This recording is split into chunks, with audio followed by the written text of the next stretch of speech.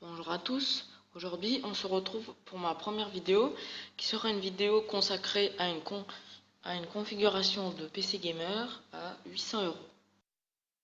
Alors commençons avec la config gamer. Alors pour commencer, on aura un petit i5 6400 cadencé à 2,7 GHz qui coûte 200 €. C'est vraiment un processeur très polyvalent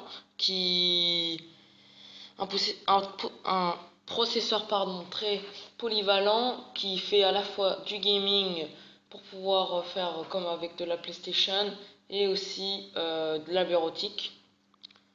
Alors après on enchaîne avec la carte mère, une MSI PCMate B150 qui coûte à peu près 90 €. C'est une bonne carte mère avec beaucoup de connectiques, un port Ethernet, beaucoup de place pour des barrettes de RAM, et c'est en socket 1151. Alors on continue avec la RAM. Je suis parti avec de la HyperX Fury 8 Go en 2 barrettes. Vraiment c'est vraiment la base pour un PC. Ça coûte aux environs de 60 € et ça fait vraiment le taf. Pour refroidir le processeur, j'ai choisi un Cooler Master Hyper TX3 Evo qui coûte aux alentours de 24 €. C'est vraiment le moins cher, mais après c'est vraiment le moins cher pour commencer. Alors après, bien sûr, je suis parti sur un Seagate Barracuda à 1 Tera qui coûte aux environs de 53 €. C'est la base quoi.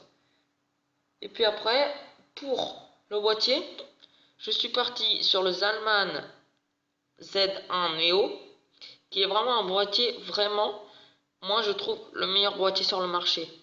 C'est un boîtier qui coûte 50 €, beaucoup de connectiques, deux ports USB 3.0, un port USB 2.0, le jack, un port jack, et le plus important c'est qu'il y a une vitre et il y a 5 ventilateurs. Alors après, pour l'alimentation, on a une EVGA 500 watts, certifiée 80 plus bronze, rien de plus à dire là-dessus. Et pour le plus important, j'ai opté pour une GTX 960 6 Go de chez KFA2 qui coûte 270 €. Maintenant, je vais vous montrer comment l'avoir moins cher. En premier, vous devrez vous rendre sur Amazon.com. Vous referez exactement la même sélection des produits qu'on a fait, mais sur Amazon.com.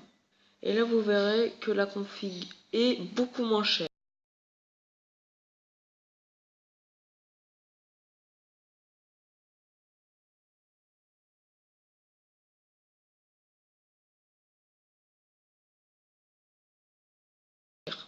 Mais après, vous allez vous dire, comment je vais faire pour pouvoir avoir la config, parce que on peut livrer avec Amazon.com qu'aux États-Unis.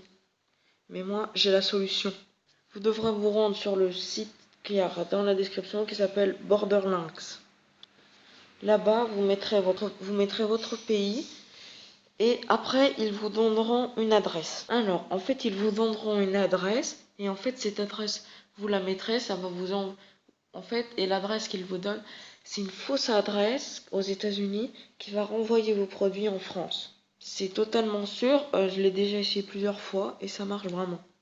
Et même si la config, et même si avec le transport vous devrez payer des frais, je vous assure que la config sera beaucoup moins chère. Mais allez voir sur le site pour en savoir plus et ne pas vous tromper. Voilà, j'espère que la vidéo vous aura plu et on se retrouve à la prochaine pour une nouvelle vidéo. Tchuss!